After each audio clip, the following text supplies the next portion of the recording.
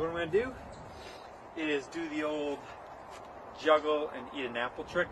But I'm going to replace the 2 juggling balls with 2 10-inch table saw blades. And then after I bite the apple, throw it in the air and attempt to slice the apple with one of the saw blades.